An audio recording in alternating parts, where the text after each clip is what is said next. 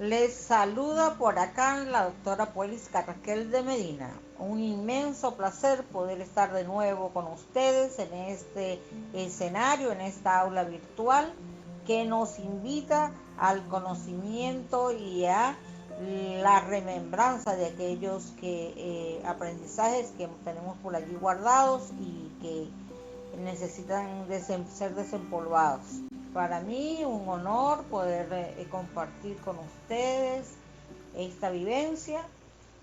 Hoy estaremos hablando sobre el estrés como mecanismo de sobrevivencia visto de la programación neurolingüística. Espero que este sea de gran utilidad para sus vidas, que les permita alinearse en pensamiento y en acción de una manera coherente y a su entera satisfacción. Sin más, vamos a dar inicio.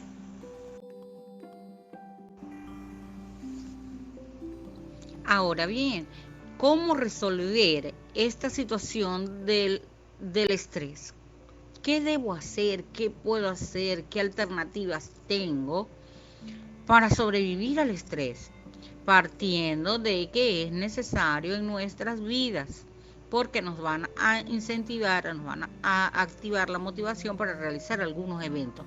Pero ¿cómo controlar, no pasar al distrés?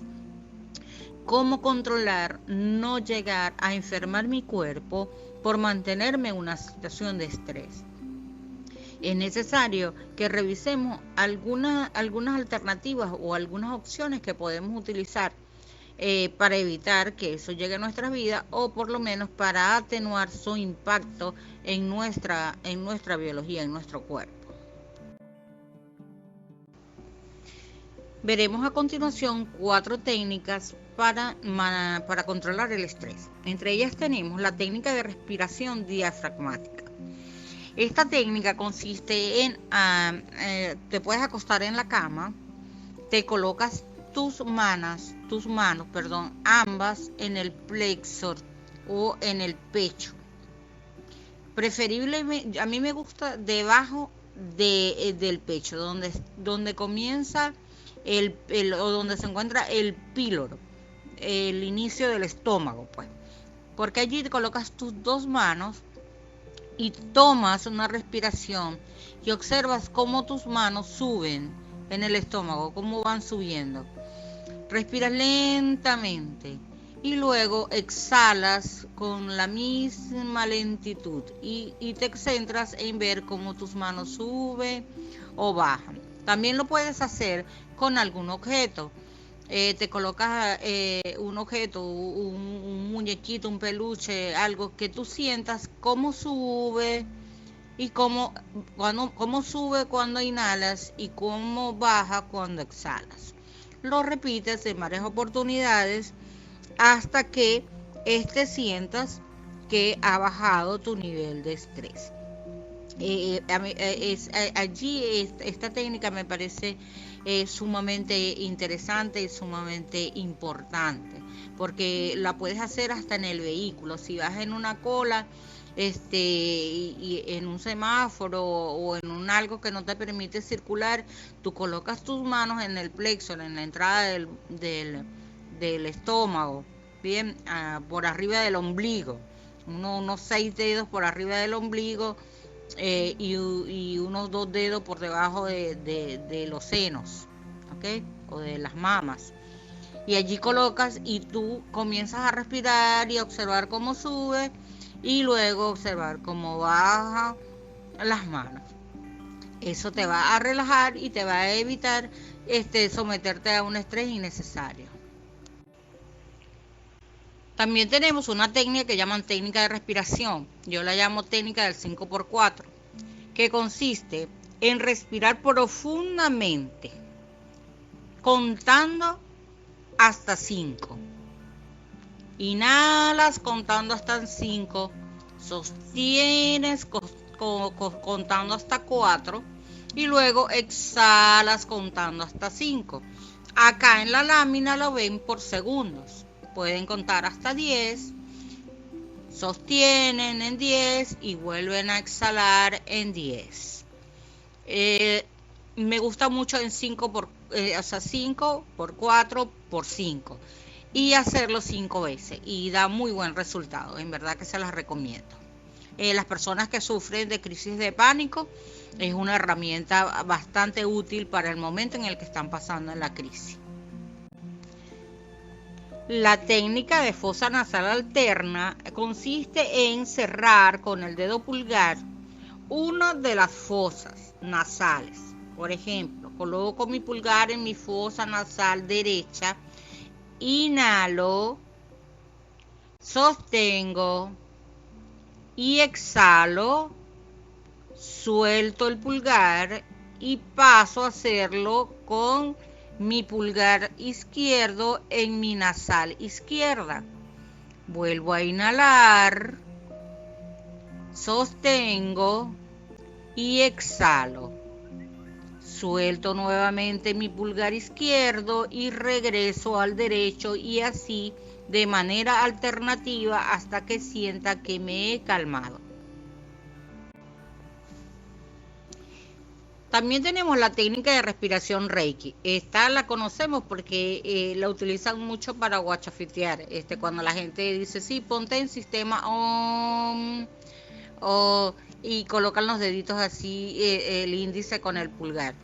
Es más o menos eso, pero en este caso se trata de colocarme de rodillas, dejar que mis glúteos descansen sobre mis talones en lo que llaman posición seiza o en posición y coloco mis manos, las palmas de mis manos al frente de mí apuntando hacia mi corazón, que llaman posición geisho, y mantengo mi boca cerrada sin apretar, suavemente pero cerrada, respirando exclusivamente por las fosas nasales. Inhalo suavemente por la nariz, expelo por la nariz igualmente, es decir, en este caso no se exhala por la boca sino por la nariz, y mientras lo realizo recito o algún mantra. Esto es una técnica más especializada para las personas pues que manejan yoga, que manejan Reiki en cualquiera de sus presentaciones. Y por supuesto, igual que las anteriores, genera una relajación bastante apropiada. También tenemos técnicas de meditación. Aquí lo que debemos observar es que una vez que realizamos las técnicas, fíjense que todas están centradas en la respiración, porque la idea es oxigenar el cerebro, permitir que el corazón regrese a su contracción natural y oxigene el cerebro para que la información neuronal pueda ser llevada de una manera más clara. Porque cuando estamos en distrés, como hemos dicho, llega poca oxigenación cerebral, terminamos nubilándonos y todo el pensamiento se vuelve un rollo ahí, no hallamos ni siquiera por cómo responder. Entonces, fíjense cómo todas están centradas en la respiración. Es importante ante un evento de distrés tranquilizarse y respirar antes de accionar.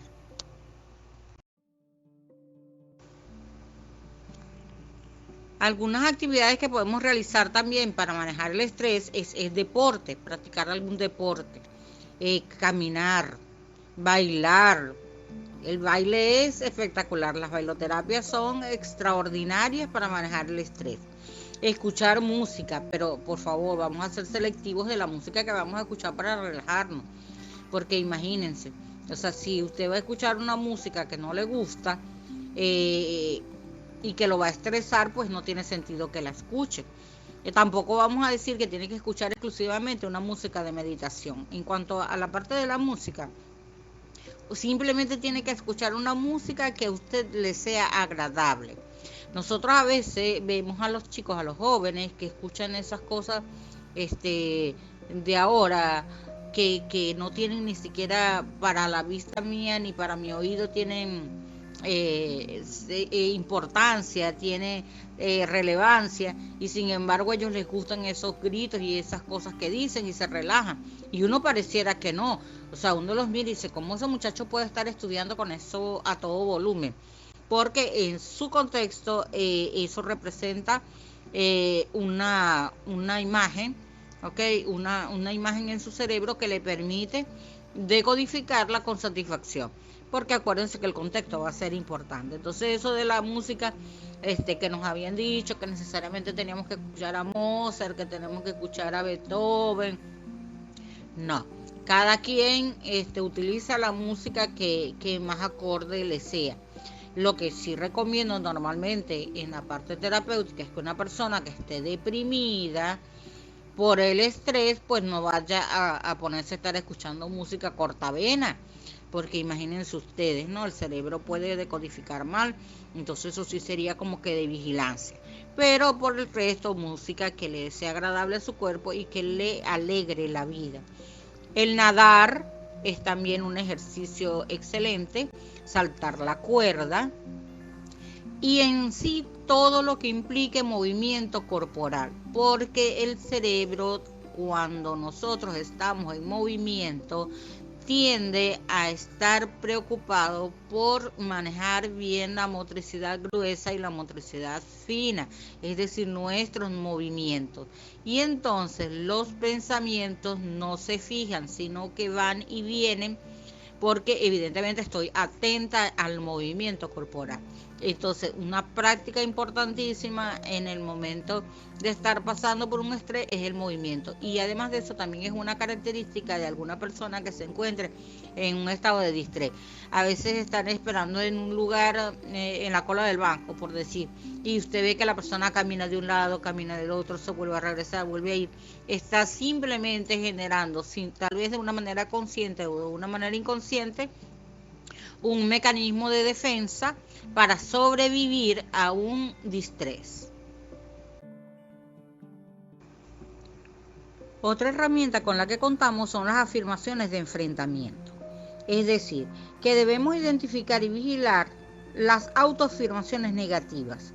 Es decir, los pensamientos que tengamos de autocrítica, donde nos laceramos y donde estamos, en vez de estarnos acariciando, estamos aumentando nuestro nivel de ansiedad respecto al elemento de distrés que tenemos, el elemento que nos está estresando. Como que cónchale, yo no sirvo para nada. Una vez que yo la tengo identificada, entonces voy a decir, bueno, no es que no sirvo para nada. Yo en este momento no me encuentro hábil para esta actividad, pero yo sé hacer esto, yo sé hacer aquello, es decir, a lanzar todas aquellas conductas de enfrentamiento a lo negativo para bloquear y contrarrestar el estrés y sencillamente pasar a suavizar, a solapar el elemento de distrés, el elemento de estresor. Normalmente cuando estamos en estrés tendemos a mirar en negativo, entonces tenemos que respiramos, observamos con qué palabras nos estamos lacerando y las sustituimos por palabras de caricias hacia nosotros mismos, de autovaloración. En la PNL esto se llama reencuadrar, ¿bien? Reencuadrar para luego anclarnos, y eso hace que el cerebro modifique el código que está conceptualizando, y de tal manera se produzca un cambio en la hormona que estoy segregando, y así se distensen los músculos y vuelva a un estado meramente normal, entre comillas, o por lo menos que baje la carga emocional. A continuación les presento una guía que les permitirá modificar una conducta que es inadecuada y que nos tiene y las que estamos manifestando durante una situación de distrés. Tranquilícese. En principio nos tranquilizamos. ¿Cómo nos tranquilizamos? Respirando. Después nos organizamos. Ajá, ¿qué voy a hacer? ¿Cómo lo voy a hacer? ¿Dónde lo voy a hacer? ¿Cuándo lo voy a hacer? Trato de mantenerme en equilibrio. Y tengo que reconocer cuáles son mis límites ante esa situación. Busco apoyo si es necesario con otras personas, con otras ayudas, con un especialista. Puedo escribir lo que estoy sintiendo. La respiración profunda, esa es, pero eso es un arma excelente, esa tienen que tenerla a la mano. Y no reaccionar ante la situación de inmediato, ni para decir, ni para expresar, ni para accionar.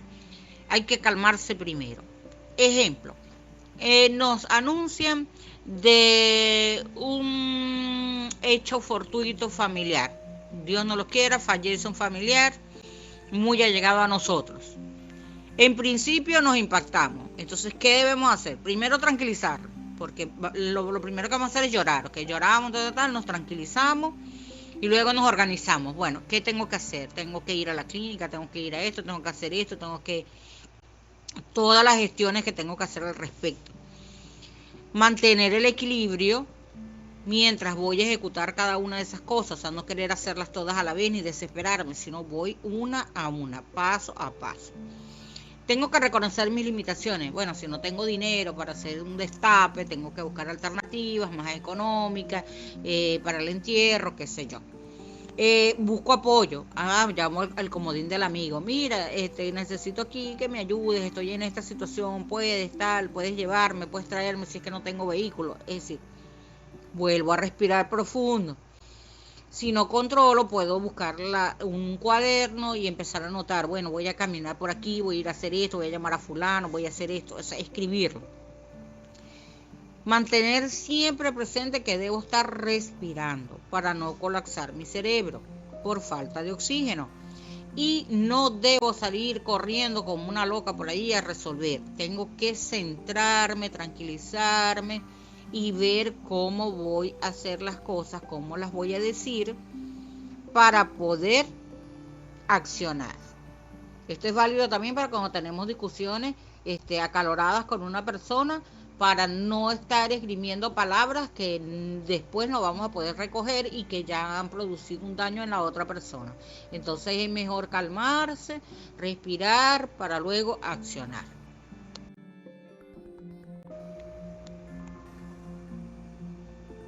Además que si salimos por allí dando tumbos y tambos, no vamos a resolver ni vamos a revivir a la persona, ni vamos a solucionar el problema, sino que nos vamos a llenar de mayor distrés y por supuesto vamos a tener mayor consecuencia en nuestro cuerpo, o nos podemos enfermar, nos puede dar Dios los guarde, un infarto, nos puede dar un ACV, nos podemos desmayar y entonces complicamos más las cosas, porque en vez de ir a ayudar, lo que nos convertimos es en una carga más. Entonces eso es realmente de una actitud madura, tratar de controlar, utilizando estas herramientas que hemos estado mencionando, las situaciones de distrés crónico. Ustedes se preguntarán, pero ¿cómo puedo evitar tener pensamientos negativos? Bueno, acá tienen algunas sugerencias. Por ejemplo, los pensamientos negativos se contrarrestan con pensamientos o afirmaciones positivas.